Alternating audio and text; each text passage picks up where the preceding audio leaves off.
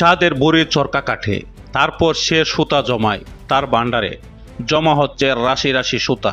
ছোটবেলায় শোনা এই গল্প যেন সত্যি করেছে ভারত। তবে তারা সুতো নয়, জমাচ্ছে নালিশ আর গুজব। আর সেই নালিশের পুরোটাই বাংলাদেশের বিরুদ্ধে, ঢাকার বিরুদ্ধে। দিল্লির নালিশের কোনো শেষ নেই। অভিমানী প্রেমিকার মতো টুট ফুলিয়ে আছে দিল্লি।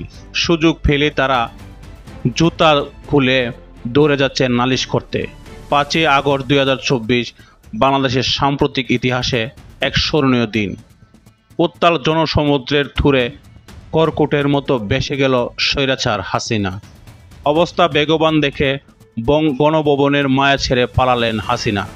তাকে আশ্রয় দিল দিল্লি। চিরমিত্র হাসিনাকে আশ্রয় দিতে পেরে দিল্লির আনন্দ হলো না, উল্টো ফনা ধরা দৌড়াসাপ হয়ে গেল দিল্লি। সে সাপ চুবল দিতে চাই, কিন্তু বিষ আসে না। শোনা যায় কেবল ফুসফাস আর তার অতীব্র আক্রোশ। হাসিনা দিল্লিতে যাওয়ার পরেই ভারত বেশ উদ্বিগ্ন হয়ে উঠল। বাংলাদেশের গণতন্ত্র নিয়ে টেনশনে ভারতের ঘুম আরাম। ঢাকার মানবাধিকার নিয়ে মহা চিন্তা পড়ল নয়াদিল্লি। পেটের ভাত তাদের হজম হয় না, অথচ হাসিনার অগণতান্ত্রিক রাতের ভোট, বিরোধী দমন, ক্রসফায়ার কিংবা গুম খুন কোনো কিছুই ভারতকে ভাবায়নি।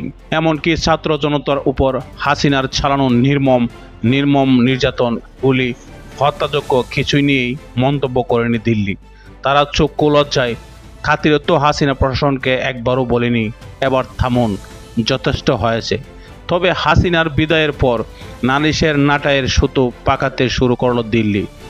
ভারতের বিদায়ের পর নালিশের নাটায়ের সুতো পররাষ্ট্র ব্রিফিংয়ের নিয়মিত টপিক হয়ে উঠল বাংলাদেশ মন্ত্রণালয়ের মুখপাত্র রণবীর জয়সওয়াল। টানা 7 মাস ধরে উদ্বেগ জানাতে থাকলেন তার কপালে চিন্তার বাস। দিল্লি কিংবা নাগপুরের দাঙ্গাতেও তাকে এত চিন্তিত হতে দেখা যায়নি। কেবল নয়া দিল্লি নয়, ওয়াশিংটনে গিয়ে বাংলাদেশ নিয়ে দুশ্চিন্তার দীর্ঘশ্বাস ছাড়ল মোদি।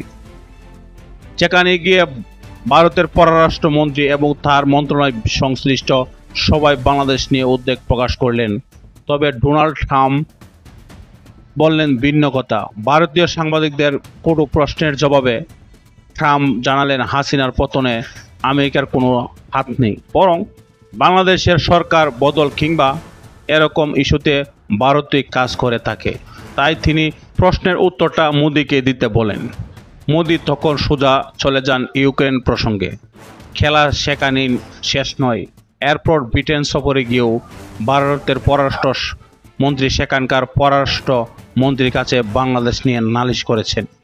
সবশেষ নালিশটি ভারত করেছে দিল্লি সফরে আসা মার্কিন জাতীয় গোয়েন্দা প্রধান তুলসী গবার্ডের কাছে। তবে এত জায়গায় নালিশ করা ভারত কাজের কথায় আসছে না।